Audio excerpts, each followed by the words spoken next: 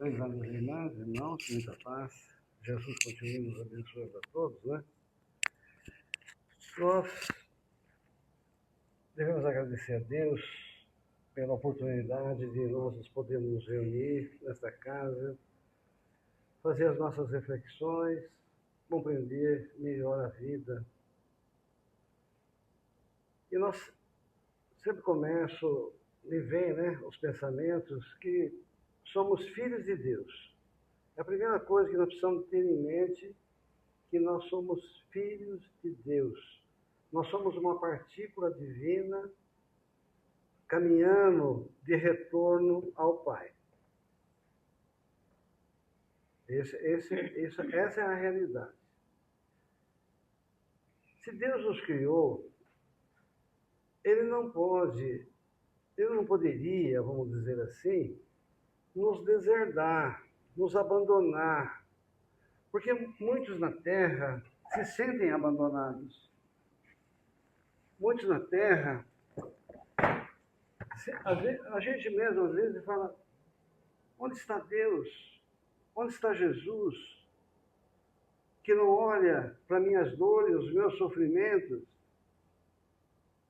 Muitas vezes nós questionamos. Mas a realidade é esta aqui. Deus, Jesus, o próprio Jesus, nunca nos deserdou, nunca esteve longe de nós. É nós que nos afastamos dele. É nós que não o procuramos. Porque basta, como o Davi colocou, né? Basta ver a história da humanidade, nós tivemos os 10 mandamentos. Os 10 mandamentos. Nós éramos infantis. Nós estamos saindo do ninho, vamos dizer assim, espiritualmente. É o que poderia ter dito a nós. Mas Deus, através de Moisés, nos deu os 10 mandamentos. Quando nós tivemos um pouco mais de condições de desenvolvimento, veio Jesus. Veio Jesus e trouxe o seu Evangelho, ampliando os 10 mandamentos, o entendimento das leis de Deus. Agora é interessante, vejam que tem uma passagem no Evangelho que Jesus diz o seguinte.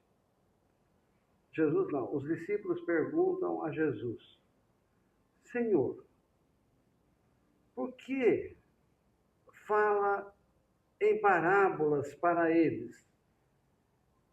Porque certamente Jesus falava claramente as coisas, os mistérios do reino de Deus, aos discípulos falava abertamente, mas ao povo falava em parábolas. E Jesus disse o seguinte, a quem tem, mais lhe será dado. E a quem não tem, até o que parece ter, lhe será tirado. Porque ouvindo, eles não ouvem, vendo, eles não veem. E aí se cumpre a profecia de Isaías, que disse isso aí, que viria o Messias, né? E que o povo iria ver e não ia enxergar, e ouvir e não entender nada, né? Agora, por que Jesus falou em parábolas para com o povo? Por respeito ao estado espiritual que nós nos encontrávamos na época. Para não nos comprometer. Porque também disse Jesus, a quem muito foi dado, mais lhe será pedido. A quem muito foi dado, mais lhe será pedido. Aos discípulos de Jesus, que foi dado mais, nós vimos como foi pedido, né? Todos eles, Pedro desencarnou de ponta cabeça, né? Todos eles sofreram por causa do Evangelho.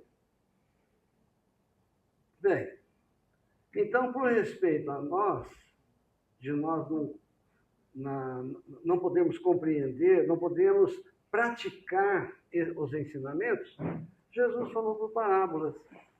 Porque também temos que considerar que não se ensina às crianças do pré-escolar ou da escola, do primário, assuntos da faculdade. Porque não tem base, não tem um pré-requisito. Ou seja, a quem mais tem, mais lhe será dado. Aquele que está no colegial ou saiu do colegial, esse tem. Então pode ser dado mais, ele continua aprendendo. Então vejamos o planejamento de nosso Pai que está no céu. Porque Jesus, quando ele fala que se me amais, guardai os meus mandamentos, ele diz assim, e eu rogarei ao Pai, e o Pai enviará um outro Consolador. Jesus não disse que eu vou mandar um outro Consolador para vocês, não. O Pai. Então é um planejamento divino, de Deus, do Pai, né? Então, no momento certo, quando nós, então, a humanidade já tinha um pouco mais, né? Já tinha uma compreensão melhor, ou condições de compreender melhor, então vieram os espíritos trazer a doutrina espírita para nós. Kardec codificando a doutrina espírita. Porque aí nós já tínhamos condições, agora nós temos condições de realmente compreender e temos o dever de praticar. A quem muito é dado, mais lhe será pedido. Então nós precisamos compreender essa questão, né, esse ponto, que seremos responsabilizados. E nós temos condições de compreender. Podemos não ter condições ainda de praticar totalmente, plenamente, mas devemos mostrar o nosso esforço no sentido de praticar o Evangelho. Pelo menos o esforço. Vamos falhar, vamos errar, né? Não vamos vencer todas as etapas, mas devemos nos esforçar. Então, hoje, nós temos a compreensão da vida, de onde viemos, por que nós estamos aqui, qual o objetivo da vida, para onde vamos, como que é a vida no mundo espiritual. Que a vida aqui na Terra vamos dizer, nós estamos de trânsito aqui, em trânsito, né? Estamos utilizando um corpo com o objetivo de nós nos manifestarmos nessa dimensão chamada crosta terrestre, para o desenvolvimento das virtudes, desenvolvimento da inteligência, e certamente também para nos depurar. Porque a dor, nós podemos observar, a dor muda a nossa maneira de pensar. A dor nos transforma. Muitas coisas que a gente não consegue vencer normalmente, através da dor, nós mudamos. E aí a gente sempre diz para as crianças, né? Os jovens, e para nós mesmos, né? Quem não aprende por amor, aprenderá pela dor. João Batista, falando em dor, né? João Batista dizia, João Batista, o precursor, aquele que viria antes para preparar o caminho do Senhor, ele tinha lá os seus discípulos e batizava na água como uma mudança de comportamento, e dava até um novo nome.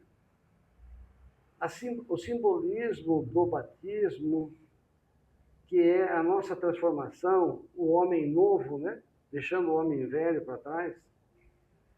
Então, João Batista dizia, ele falava alto, né? Eu vos batizo em água, mas virá aquele que vos batizará em fogo e Espírito Santo. Ou seja, eu vos batizo em água, ou transformo você na água. Mas nós sabemos que a água não muda ninguém, né? é um símbolo apenas. Mas virá aquele que vos batizará, ou vai te transformar em fogo e Espírito Santo. Ou seja, através da dor, das lutas e da consolação, do Espírito Santo, da revelação. Então, através da revelação e da dor, nós somos transformados. É claro que, diante de tantas bênçãos, de tantos esclarecimentos, resta a cada um de nós escolher até que ponto nós vamos nos esforçar para mudar, para compreender, para fazer a melhor escolha, porque Deus tem paciência conosco. Ele deixa. Se nós quisermos ficar 1000 anos, 10.000 anos, e tem espíritos, viu? Tem espíritos nas trevas, no abismo, que estão lá 10.000 anos, estão quase uma eternidade lá, não quer mudar e se revoltam contra Deus. Um dia vão mudar, mas estão lá, insistindo, e querem arrebanhar as pessoas, querem arrebanhar os espíritos para aumentar a falange, né, de espíritos contra o Criador. Então, vamos agradecer a Deus, né, a Jesus, pela bênção, pela oportunidade que Ele nos concede, e nós podemos fazer essas reflexões, ter esse entendimento. E hoje nós estamos vivenciando esse momento especial em nossas vidas, esse momento especial da humanidade. Porque veja o que foi, como que foram antes de Jesus, o que nós fazíamos, porque éramos nós mesmos que estávamos lá. Toda a humanidade estava lá, encarnando, desencarnando, né, nas lutas. O que nós fizemos após Jesus, na Idade Média, como foi colocado, questão da Inquisição e etc., guerras e santas. E hoje o que nós estamos fazendo, ainda as lutas são imensas, né? Porque quando eu li aqui, eu vi a resposta desse espírito aqui, eu falei assim, olha só, qual é a causa da instabilidade das leis humanas? A resposta dos espíritos: nos tempos de barbárie, são os mais fortes que fazem as leis. Eu falei, nos tempos de barbárie? Eu estou vendo fazer leis ainda hoje, né? São os mais fortes que fazem as leis, e as fazem em seu favor. Nós não estamos vendo isso? Será que nós não saímos ainda do tempo da barbárie? Aí precisa pensar, né? Há necessidade de modificá-las à medida que os homens vão compreendendo compreendendo a justiça. As leis humanas são mais estáveis à medida que se aproximam da verdadeira justiça, quer dizer, à medida que são feitas para todos que se identificam com a lei natural. Eu penso o seguinte, né? Com a internet agora, todo mundo com celular, todo mundo podendo dar a sua opinião, ouvindo o outro, conversando com o outro, trocando ideias, dando ideias diferentes, respeitando a ideia do outro que é diferente, etc. Eu acredito que esses abusos, os abusos, né, de criar uma lei, sempre vai ser escancarado na sociedade toda, né? A gente está vendo hoje os escândalos, ninguém consegue esconder mais nada, está lá no celular. Prenderam o fulano, está lá tudo no celular, o histórico, né, do que ele fez, né, do que ele falou. Então, vai chegar uma hora que vai transbordar o cálice, né, da vergonha. Eu acho que nós vamos mudar, nós vamos começar a fazer a coisa certa. Então, eu acredito que daqui para frente, mais algumas décadas aí, nós estaremos já vivenciando um mundo um pouco mais justo, melhor, né? Que Jesus nos abençoe, nos ampare. Vamos encerrar com uma prece que a Angela vai fazer para nós.